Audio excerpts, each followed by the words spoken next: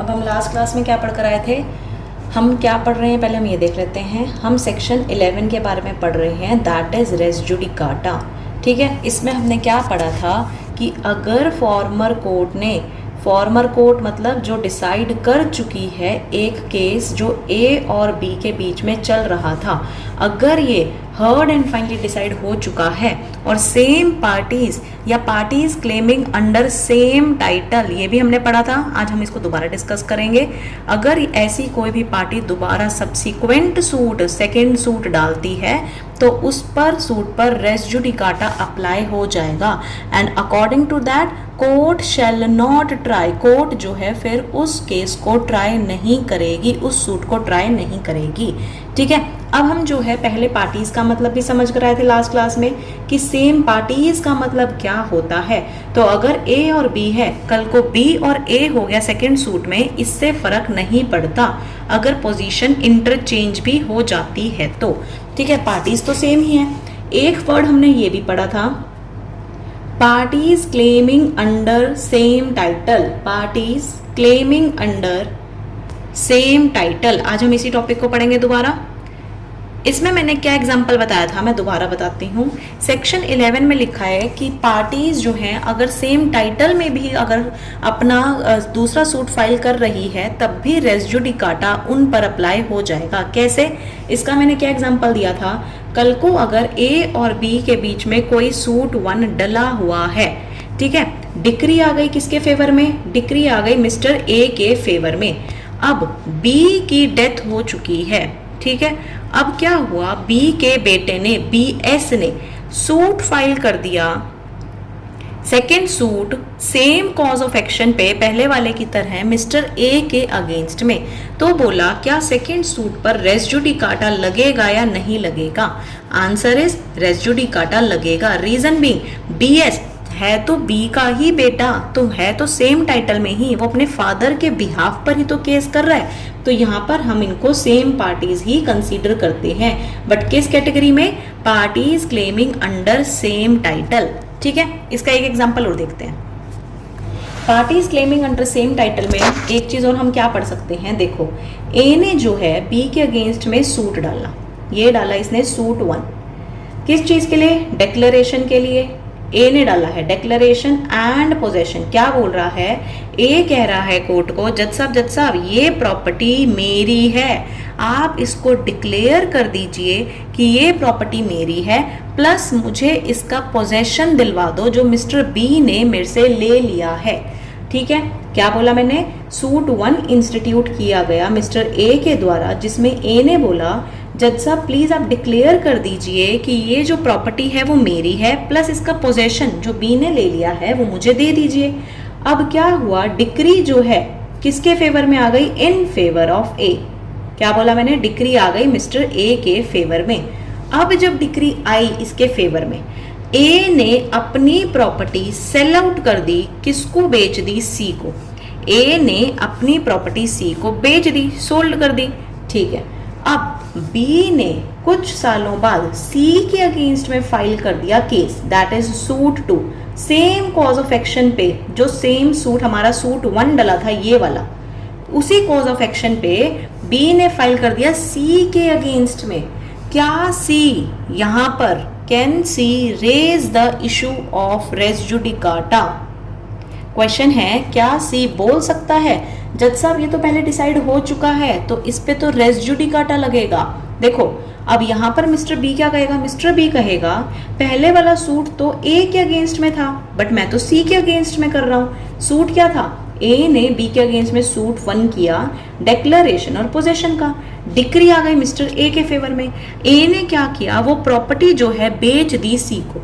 अब थोड़े टाइम बाद बी ने सी के अगेंस्ट में सूट फाइल कर दिया उसी प्रॉपर्टी को लेकर। सी तो कहता है जज साहब पहले वाले सूट में डिसाइड हो चुका है और रेस जुडिकाटा लगेगा, बट मिस्टर बी कहता है जो सूट 1 था वो तो ए ने किया था बी के अगेंस्ट में, और सूट 2 मैं बी कर रहा हूं सी के अगेंस्ट में, तो यहाँ तो पार्टीज अलग हो गई। अब यहाँ पे क्या है, यहाँ पे रेस जुडिकाटा लगेगा। रीजन बीइंग ए ने वो प्रॉपर्टी सी को बेची है, प्रॉपर्टी तो सेम ही है, बस मैंने वो प्रॉपर्टी यहाँ बेच दी है ना, तो यहाँ पर क्या है, प्रॉपर्टी किसने ले ली, सी ने।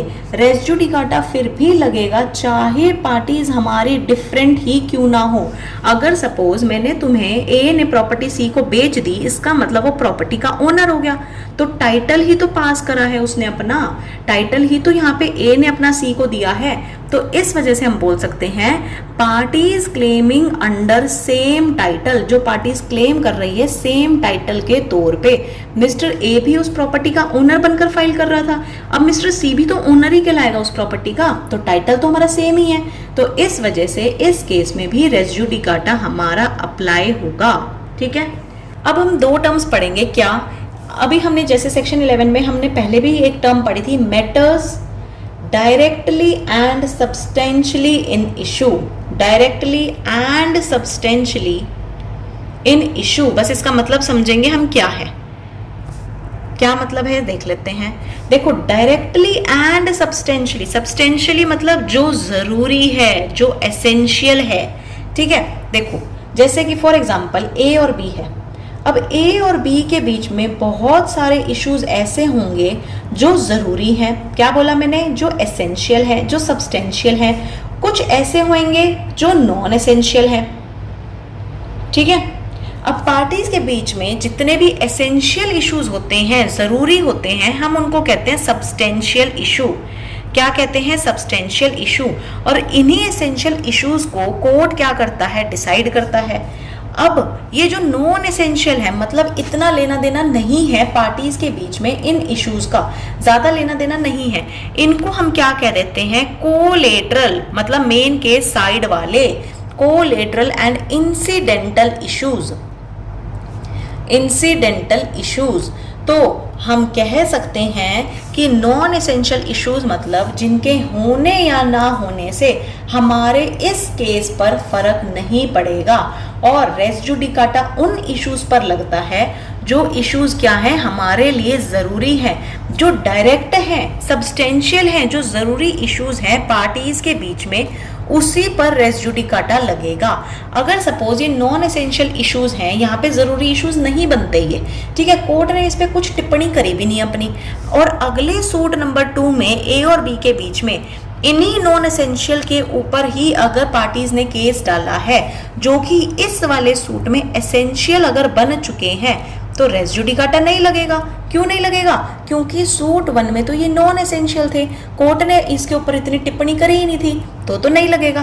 बट हमने बोला अगर एक ही सूट में कुछ एसेंशियल इश्यूज हैं, कुछ नॉन एसेंशियल, कुछ जरूरी हैं और कुछ जरूरी नहीं है, तो इनके होने ना होने से कोई फर्क नहीं पड़ता। और अगर कोर्ट सिर्फ इसके ऊपर भी डिसीजन देती है और कल को कोई सूट फाइल होगा, तो रेस जुडिकाटा तो अप्लाई होगा ही होगा, क्योंकि यहाँ पे एसेंशियल इश्यूज को फाइनली हर्ड एंड डिसाइड कर लिया गया है, हर्ड एंड डिसाइड कर लिया गया है। मेरा कहने का मतलब क्या हुआ इसमें, कि मेरे को क्या बताना था, एसेंशियल और नॉन एसेंशियल इश्यूज क्या होते हैं। एसेंशियल इश्यूज को हम कहेंगे सब्सटेंशियल इशू, और नॉन एसेंशियल इश्यूज को हम क्या कहेंगे, कोलेटरल एंड इंसिडेंटल इश्यूज। ठीक है, अब हम क्या पढ़ेंगे, सेक्शन 11 में जो एक्सप्लेनेशन 4 दे रखी है, पहले हम उसका मतलब सिर्फ हम रीडिंग लेते हैं, फिर हम उसका मतलब समझेंगे। एक्सप्लेनेशन 4 अभी मैं ओपन करती हूँ, जस्ट वेट। ठीक है, एक्सप्लेनेशन 4 क्या कहती है देखते हैं। कह रहा है एनी मैटर, कोई भी matter which might and ought to have been made ground of defence और attack in such former suit shall be deemed, मान लिया जाएगा, to have been a matter directly and substantially in issue in such suit. Such suit मतलब हो गया यहाँ subsequent suit, such suit मतलब subsequent suit. क्या बोला, any matter which might and ought to have been made ground in former suit, पहले वाले suit में, shall be deemed to have been matter directly and substantially in issue. देखो ये बोल रहा है, कह रहे हैं अगर कोई भी ऐसा हमारा मैटर था या कोई भी ऐसा मेरा इशू था जो फॉर्मर सूट में, पहले वाले सूट में might and ought, might and ought, तुम ये वाला इशू यहाँ पर रेज कर सकते थे, सूट 1 में रेज कर सकते थे, पर तुमने सूट 1 में वो पॉइंट रेज नहीं किया, और तुम उस पॉइंट के लिए अगर सूट 2 डाल रहे हो, किसके लिए, इस वाले पॉइंट के लिए अगर तुम सूट 2 डाल रहे हो, you will not be allowed to institute second suit, और तुम्हारे ऊपर रेस जुडिकाटा लग जाएगा। क्या बोला, दोबारा देखते हैं। मैंने बोला कोई भी मैटर या इशू जो तुम फॉर्मर सूट में, सूट 1 में रेज कर सकते थे, अपना पॉइंट लिख सकते थे, कहाँ पे, सूट 1 में, पर तुमने नहीं लिखा, और सिर्फ एक इस पॉइंट के लिए तुमने सूट 2 अगर इंस्टीट्यूट कर दिया, तुम्हारे ऊपर रेस जुडिकाटा लग जाएगा। You will not be allowed to institute suit number 2। इसको हमने क्या नाम दिया, इस वाली एक्सप्लेनेशन को, constructive res judicata. Constructive res judicata. देखो अभी तक हम क्या पढ़ते आए हैं रेस जुडिकाटा में, एक मिनट ऊपर स्क्रीन ले जाऊं। अभी तक हम क्या पढ़ते आए हैं रेस जुडिकाटा में, डायरेक्ट रेस जुडिकाटा जिसको हम कहते हैं कि अगर तुमने सूट 1 में कोई पॉइंट्स रेज कर दिए, अगर तुम सेम पॉइंट्स रेज कर रहे हो सूट 2 में, सेम पॉइंट्स रेज कर रहे हो, सेम पार्टीज के द्वारा रेज कर रहे हो, तो वो रेस जुडिकाटा लग जाएगा इसके ऊपर। बट ये तो था मेरा डायरेक्ट, जो डायरेक्टली बता रहा है। कंस्ट्रक्टिव रेस जुडिकाटा में मैंने क्या बोला, कंस्ट्रक्टिव में मैंने बोला, मैं एग्जांपल दूंगी कि अगर ए और बी के बीच में कोई सूट चल रहा है, दैट इज सूट 1, ये सारे पॉइंट तो तुमने रेज कर दिए, एक पॉइंट था जो तुम यहाँ पे रेज कर सकते थे, पर तुमने यहाँ नहीं रेज किया। तुमने क्या किया, उस छोटे से पॉइंट को सूट 2 में रेज कर दिया, पार्टीज ने सूट 2 में रेज कर दिया, तो कह रहे हैं भाई तुम्हारे ऊपर रेस जुडिकाटा लगेगा। कौन सा, कंस्ट्रक्टिव रेस जुडिकाटा। क्यों लगेगा भाई, तुम कोर्ट का टाइम वेस्ट कर रहे हो। क्यों, जब तुम पहले वाले केस में पॉइंट रेज कर सकते थे, तुम्हारी या तो ड्यूटी बनती थी या तुम्हारी वो चीज नॉलेज में थी, फिर भी तुमने वो रेज नहीं किया। अब तुम कोर्ट का टाइम वेस्ट कर रहे हो उस पॉइंट पे दूसरा सूट डाल के, तो तुम्हारे ऊपर तो रेस जुडिकाटा लगेगा। चलो अब इसका देख लेते हैं हम एग्जाम्पल से समझते हैं, फिर हम बाद में दोबारा सेक्शन पढ़ेंगे, ठीक है। देखो ए ने क्या है, बी के अगेंस्ट में सूट 1 इंस्टीट्यूट किया, सूट 1 डाला, क्या बोल के कि मैं इस प्रॉपर्टी का ओनर हूं। कौन बोल रहा है, मिस्टर ए बोल रहा है। ओनर कैसे बना, मेरे फादर ने विल बनाई थी, वसीयत बनाई थी, ए के फादर ने, मेरे फादर ने विल बनाई थी कि मैं इस प्रॉपर्टी का ओनर हूं, ठीक है। अब ए को ये प्रूव करनी थी विल, बट ए जो है प्रूव नहीं कर पाया। क्या, प्रूव नहीं कर पाया, तो उसका सूट हो गया डिसमिस, सूट हो गया उसका डिसमिस, ठीक है। अगर यहाँ सब्जेक्ट मैटर देखें क्या है, सब्जेक्ट मैटर हमारा है प्रॉपर्टी, टाइटल क्या था उसका यहाँ पे, ऑनर। ये टाइटल कैसे मिला, मैटर इन इशू, किस वजह से, विल हमारी क्या हो गई, मैटर इन इशू, ठीक है। अब वो ये जो है प्रूव नहीं कर पाया, सूट हो गया डिसमिस। अब ए ने दिमाग लगाया, ए ने दिमाग क्या लगाया, बी के अगेंस्ट में सूट 2 डाल दिया, और क्या बोलकर डाला, भाई ओनर तो मैं हूं इस प्रॉपर्टी का, बट मैं ओनर कैसे हूं।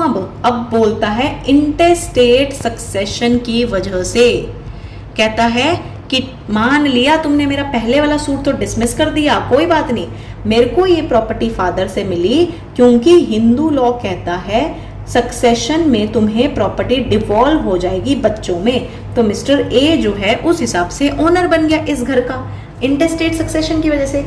अब क्या है, मिस्टर ए को कोर्ट ने क्या बोला, भाई एक बात बता, तू सूट 1 में भी तो ये वाला पॉइंट रेज कर सकता था, तू अगर विल प्रूव नहीं कर पाया तो सूट 1 में ही कह देता, जज साहब वसीयत प्रूव नहीं हुई, कोई बात नहीं, मेरे को तो इंटेस्टेट सक्सेशन की वजह से प्रॉपर्टी दे दो, इंटेस्टेट सक्सेशन की वजह से मैं प्रॉपर्टी का ओनर बन जाऊंगा। पर भाई तूने मिस्टर ए क्यों नहीं रेज किया पॉइंट ए, तू सूट 2 फाइल कर रहा है कोर्ट का टाइम वेस्ट करने के लिए, तो हम तुझे अलाउ नहीं करेंगे, तेरे ऊपर हम कंस्ट्रक्टिव रेस जुडिकाटा अप्लाई कर रहे हैं, कंस्ट्रक्टिव रेस जुडिकाटा अप्लाई कर रहे हैं, और अब तू है सेकेंड सूट फाइल नहीं कर सकता, you are not allowed to file second suit. क्यों नहीं फाइल कर सकता, क्योंकि तू सूट 1 में अपना पॉइंट उठा सकता था। चलो दोबारा देखते हैं एग्जाम्पल, आ जाओ। मैंने बोला ए ने सूट 1 डाला बी के अगेंस्ट में। ए ने बोला कि फादर की डेथ के बाद ये प्रॉपर्टी मुझको मिल गई, मैं इसका ओनर हो गया विल के थ्रू, वसीयत बनाई थी फादर ने, तो मैं मिल गई, मेरे को ये प्रॉपर्टी का ओनरशिप मिल गया। बट ए जो है ये विल प्रूव नहीं कर पाया, उसका सूट हो गया डिसमिस। अब ए ने दिमाग लगाया, उसने डाल दिया सूट 2 उसी प्रॉपर्टी के ओनरशिप के लिए। अब कहता है मुझे प्रॉपर्टी मिली इंटेस्टेट सक्सेशन की वजह से, कि फादर की डेथ के बाद as according to Hindu law ये प्रॉपर्टी हम बच्चों में जाएगी और मिस्टर ए भी उसका ओनर होगा। ठीक है, कोर्ट कहता है भाई मिस्टर ए, पहले तूने ये पॉइंट रेज क्यों नहीं किया? जब विल तेरी प्रूव नहीं हुई थी तो उसी टाइम बोल देता मेरे को इंटेस्टेट सक्सेशन की वजह से फिर ओनर बनाओ, बट तूने तो ये पॉइंट रेज नहीं किया, तू तो आ गया सीधा अपना मुंह उठाकर, सेकंड सूट तूने फाइल कर दिया, कोर्ट में तूने डाल दिया, कोर्ट का टाइम वेस्ट कर रहा है, तेरे ऊपर लग गया रेस जुडिकाटा। कौन सा res judicata? Constructive res judicata. कहां दे रखा है? Explanation 4 of section 11। तो अब तू सेकंड सूट अलाउ हम तेरे को नहीं कर रहे हैं, तू फाइल नहीं करेगा। ठीक है, आगे समझ। एक बार दोबारा पढ़ते हैं सेक्शन, देखो आ जाओ, एक सेकंड में इसको इरेज कर दूं। चलो, एनी मैटर, कोई भी matter which might and ought to have been made. Ought मतलब तेरी ड्यूटी बनती थी, तेरे को रेज करना चाहिए था, तेरी भी तो ड्यूटी बनती है कि कोर्ट का टाइम नहीं वेस्ट होना चाहिए, मैं अभी रेज कर लेता हूं। माइट मतलब तू रेज कर सकता था पर नहीं किया। To have been made ground of defence या अटैक, तू अपना वहां पर ये चीज का डिफेंस ले सकता था कि अगर तेरी विल प्रूव नहीं हुई तो इंटेस्टेट सक्सेशन से प्रूव कर सकता था। इन सच फॉर्मर सूट, पहले वाले सूट में शैल बी डीम्ड, मान लिया जाएगा कि वो मैटर जो है सब सच सूट, सेकंड वाले सूट में directly and substantially in issue है, कि मान लिया जाएगा कि सेकंड वाले सूट में वो मैटर जो है directly and substantially in issue है। मतलब डायरेक्टली एंड सब्सटेंशियली मतलब कि ये इशू एसेंशियल इशू है जो फर्स्ट सूट में ही तू रेज कर सकता था बट तूने रेज नहीं किया। Now you will not be allowed to raise that issue in your second suit. ठीक है, तो यहाँ पे जो डीम्ड मतलब है वो एक लीगल फिक्शन क्रिएट कर रहा है, जो क्या कह रहा है, मान लिया जाएगा, शैल बी डीम्ड, ऐसा मान लिया जाएगा कि ये अब सेकेंड सूट में एसेंशियल इशू था बट तेरे को फर्स्ट में ही रेज कर लेना चाहिए था। ठीक है, दोबारा देख लेते हैं। Any matter which might and ought to have been made ground of defense in a former suit, जो पहले वाले में था, हम उसको क्या मान लेंगे कि वो directly and substantially in issue था। इन सच सूट, सच सूट यहाँ पे हमारा सब्सिक्वेंट सूट नहीं है, फॉर्मर सूट है, मैंने गलत बता दिया था गलती से, फॉर्मर सूट है कि भाई वो मैटर जो है हमारा एसेंशियल था, कौन से में, पहले वाले सूट में, फॉर्मर सूट में, और तूने रेज उसको नहीं किया। ठीक है, चलो आगे आगे इतना समझ। अब देखो हम इसके ऊपर ऑट के ऊपर भी लिखेंगे जो मैंने बताया तुम्हें, matter might and ought. Ought मतलब भाई तुम्हारी ड्यूटी बनती है कि तुम वो इशू रेज करो पहले वाले सूट में ही, ताकि तुम कोर्ट का टाइम वेस्ट नहीं करो। ठीक है,